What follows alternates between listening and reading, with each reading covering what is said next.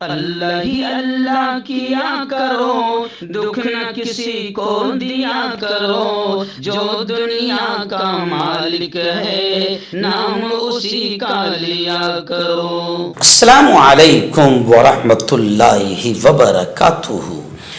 नाज़रीन, इस्तक़बाल है, स्वागत है आपका viral news live studio Jalgaon Maharashtra India में।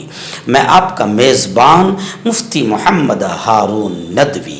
आइए प्यारे मुल्क भारत की बहुत ही ख़ास बड़ी 10 अहम ख़बरों पर नज़र डालते हैं। लेकिन सबसे पहले मैं अपील करूंगा कि जो साथी नए हैं और अभी तक इस बेबाक सच्चे चैनल से जुड़े नहीं हैं, अगर आप चाहते हो कि आपको मुल्क भारत की और पूरी दुनिया की सही और सच्ची खबरें देखने और सुनने को मिलें, तो फिर आप इस चैनल से जुड़ जाइए। सब्सक्राइब कर लीजिए हमारे इस चैनल को, बेल आइकॉन घंटी के बटन को भी दबा दीजिए ताकि हमारी हर वीडियो हर खबर आपको आपके मोबाइल पर मिल सके।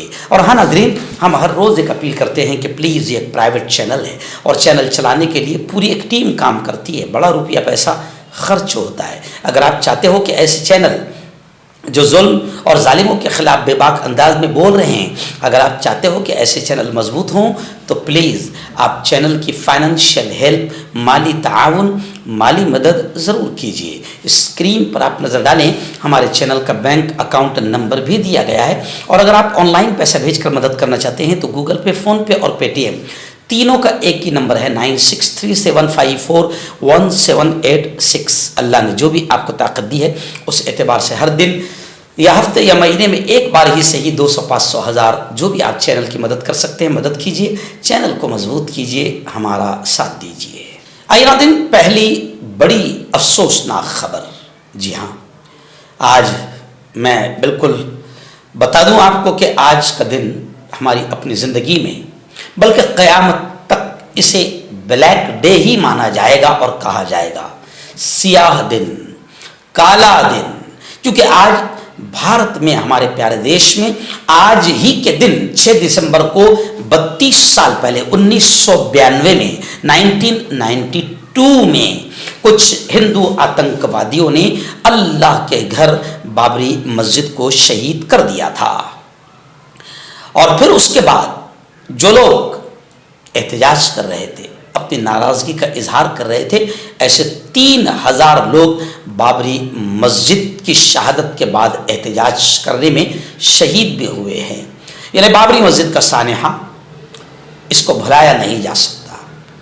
और हर 6 दिसंबर को तमाम ही उलमा, अइम्मा, खुतबा और लीडरान की जिम्मेदारी है कि बाबरी मस्जिद की शहादत की बरसी मनाएं, बाबरी मस्जिद की तारीख को बयान करें, ताकि आने वाली नस्लों को याद रहें कि कोई 500, 550 साल पुराना अल्लाह का घर जो इस ज़मीन पर भारत के अयोध्या में कायम था बाबरी मस्जिद के नाम से, उसे भगवा आतंकवादियों, हिंदू आतंकवादियों ने गिरा दिया था। और बताएं कि सुप्रीम कोर्ट ने 29 साल के बाद फैसला सुनाया, तो वो फैसला था, इंसाफ नहीं था। सुप्रीम कोर्ट ने इस चीज़ को माना कि बाबरी मस्जिद किसी मंदिर को तोड़कर नहीं बनाई गई थी। फर्स्ट। सेकंड चीज़, सुप्रीम कोर्ट ने यह भी कहा कि बाबरी मस्जिद को जिन लोगों ने गिराया वो मुजरिम है, वो खाती है, वो गुनहगार है।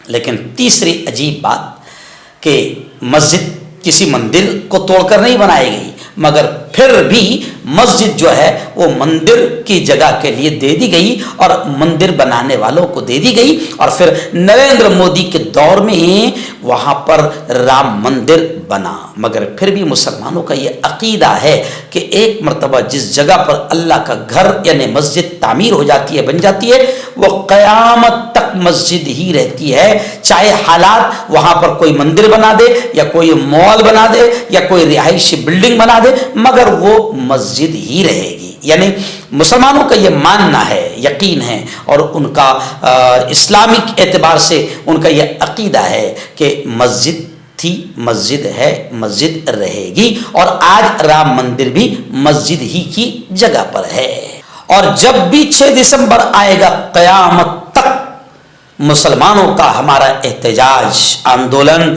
बाकी रहेगा। 6 दिसंबर को मुसलमान ब्लैक डे के तौर पर मनाएगा और आज के दिन कहीं पर बाकायदा अजान दी जाती है। पूरे मुल्क में एहतजाज इंतहाई तौर से खामोश होता है, किसी किस्म के जलसे जुलूस नहीं निकाले जाते हैं, सिर्फ हाथों पर बहुत सारे मुसलमान सियाह पट्टियां ब्लैक पट्टियां बांधकर खामोशी से एहतजाज करते हैं। और अभी फिलहाल मुल्क के हालात अच्छे नहीं हैं, फिरका वाराना नफरतें फैली हुई है, इसलिए पुलिस ने बड़े पैमाने पर मुंबई में भी, पूरे महाराष्ट्र नहीं पूरे हिंदुस्तान में सख्त हिफाजती इंतजाम किए हैं। मुंबई में भी पुलिस का सख्त हिफाजती इंतजाम है। आइए नाज़रीन, देवेंद्र फडणवीस आखिर बनते बनते तीसरी बार महाराष्ट्र के वजीर आला मशीनों के तुफैल बन गए। एकनाथ शिंदे और अजीत पवार ने उप मुख्यमंत्री यानी नायब वजीर आला के तौर पर हलफ लिया, शपथ लिया। गवर्नर ने इनको हलफ दिलाया।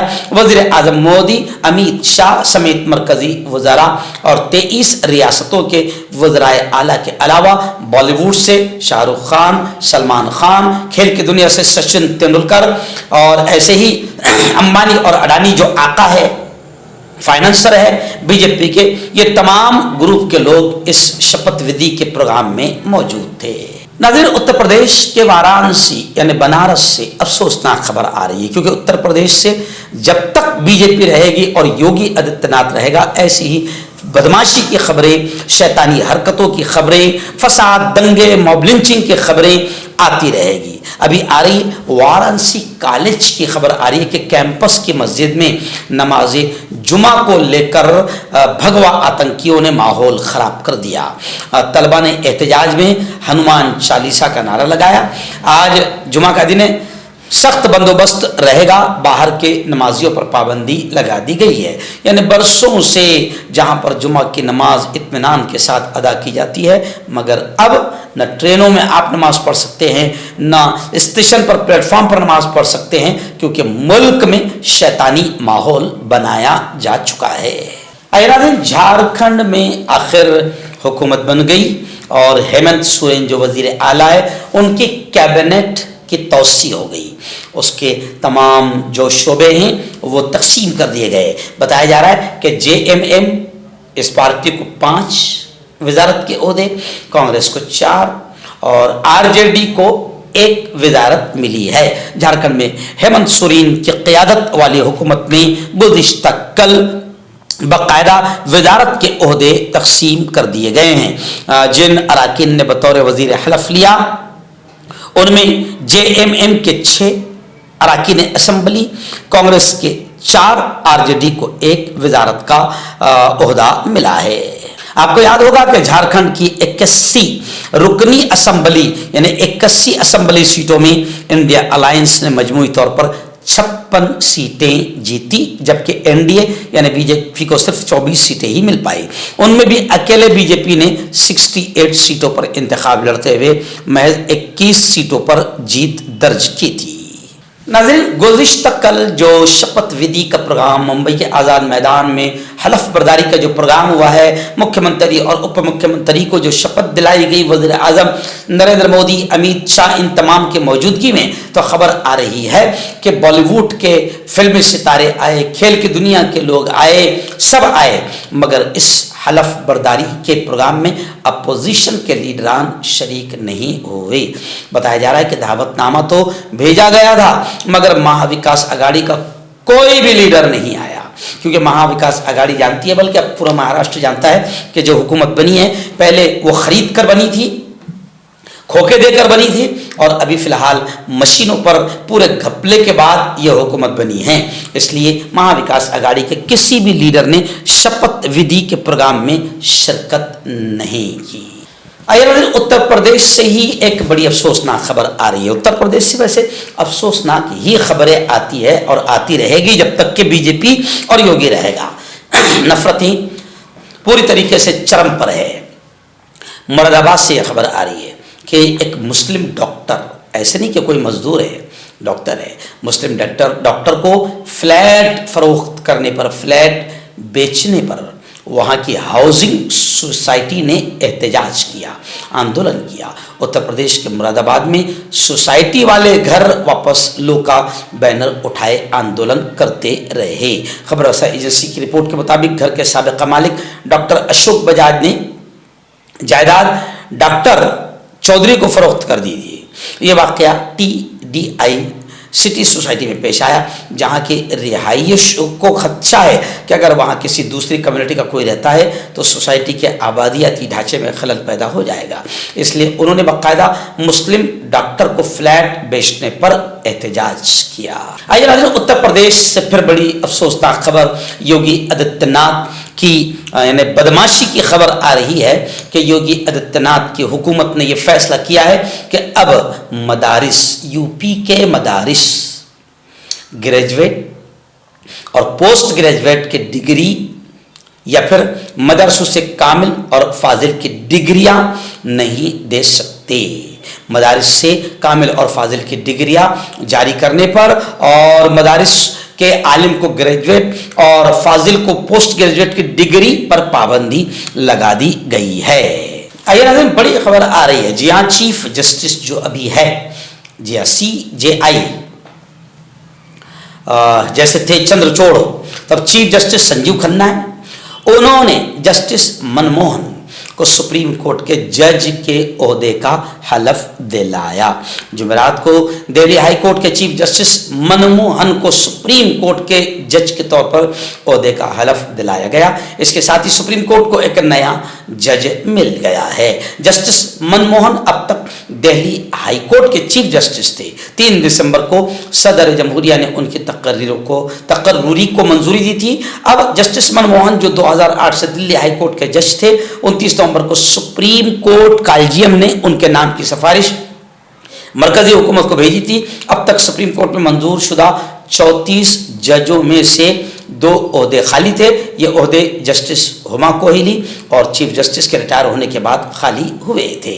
जस्टिस मनमोहन की तकर्री के बाद सुप्रीम कोर्ट में जजों की तादाद 33 हो गई है।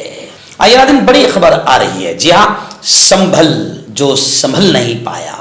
योगी सरकार की बदमाशियों की वजह से 5 लोगों की जान गई। 3-4 उसमें जवान लोग थे। संभल साने को लेकर और वक्फ बिल को लेकर एक बड़ी खबर आ रही है कि जमीयत उलमा बुढ़ाना के इजलास में इस्लाह मुआशरा और तालीमी बेदारी मुहिम चलाने का फैसला हुआ और ऐसे ही संभल साने हैं और वक्फ बिल के खिलाफ तजवीज़ भी मंजूर की गई। मैं आपको बता दूं कि जमीयत उलमा बुढ़ाना का ये इजलास शहर सदर हाफिज मोहम्मदुल्लाह महर सिद्दीकी की सदारत में कस्बे के चंदरी रोड पर वाक़ मदरसे इस्लामिया मशरक़ी में मुनक़िद हुआ था। नाज़रीन, एक आखिरी बड़ी खबर आ रही है कि महाराष्ट्र के अभी जो कल ही मुख्यमंत्री की शपथ ली है देवेंद्र फडणवीस, उन्होंने ऐलान किया कि महाराष्ट्र में जर्नलिस्ट प्रोटेक्शन एक्ट जल्द नाफिज किया जाएगा। जब देवेंद्र फडणवीस पहली बार वजीर आला बने थे, तब महाराष्ट्र में 2017 में जर्नलिस्ट प्रोटेक्शन एक्ट पास किया गया था, लेकिन उसे नोटिफाई नहीं किया गया था। इसलिए कानून पास होने के बावजूद उस पर अमल नहीं किया गया था। ताहम आज पहली प्रेस कॉन्फ्रेंस में जब सहाफियों ने फडणवीस से इस सिलसिले में सवाल पूछा तो उन्होंने यकीन दिलाया कि नोटिफिकेशन को जल्दी हटा दिया जाएगा और कानून को लागू किया जाएगा। मैं आपको बता दूं कि SM देशमुख की क़यादत में मराठी प्रेस कॉन्फ्रेंस की तरफ से 12 साल की मुसलसल जद्दोजहद के बाद 2017 में रियासत में जर्नलिस्ट प्रोटेक्शन एक्ट मंजूर किया गया। उस पर प्रेसिडेंट ऑफ इंडिया ने सिग्नेचर किए, लेकिन इस एक्ट को बाज़ाब्ता तौर पर लागू नहीं किया गया, जिस पर आज वज़ीर आला की तवज्जो मरकूज कराई गई और वज़ीर आला देवेंद्र फडणवीस ने यकीन दिलाया। मर्दाना ताकत हासिल करे 72 घंटों के अंदर, वो भी जड़ी बूटियों द्वारा। हकीम याकूब खान से कांटेक्ट करें जो कि 75 सालों से हिकमत कर रहे हैं। इसके अलावा जोड़ों में दर्द, गुर्दों में पथरी, शुगर, खुजली, ल्यूकेरिया का गारंटी से इलाज किया जाता है। अभी कांटेक्ट दोस्तों मैं हकीम जावेद। क्या आपको शुगर है या आपके बदन में दर्द रहता है, जैसे जोड़ों का दर्द, नसों का दर्द, गठिया वाई? इसके अलावा अगर आपको बवासीर है, खूनी वाली हो या मस्से वाली हो, और अगर आप अपनी शादीशुदा ज़िंदगी को लेकर खुश नहीं है तो आप हमें कांटेक्ट कर सकते हैं। यहाँ गारंटी के साथ जड़ी बूटी से इलाज किया जाता है। Thank you so much. Hakim Farid जो कि ख़ानदानी देसी दवाओं से इलाज करते आ रहे हैं, जैसे मर्दाना ताकत, लिकोरिया, शुगर बिना अंग्रेजी दवाई बिना परहेज के ख़त्म हो जाती है। इसके अलावा जोड़ों का दर्द, घुटनों का दर्द, कमर दर्द, खुजली, बवासीर, खूनी या मस्से वाली, वजन कम करना, वजन बढ़ाना, तिल, मस्से, आंखों के ऊपर की चर्बी, बालों का झड़ना, बालों में कीड़ा लगना, भी कांटेक्ट।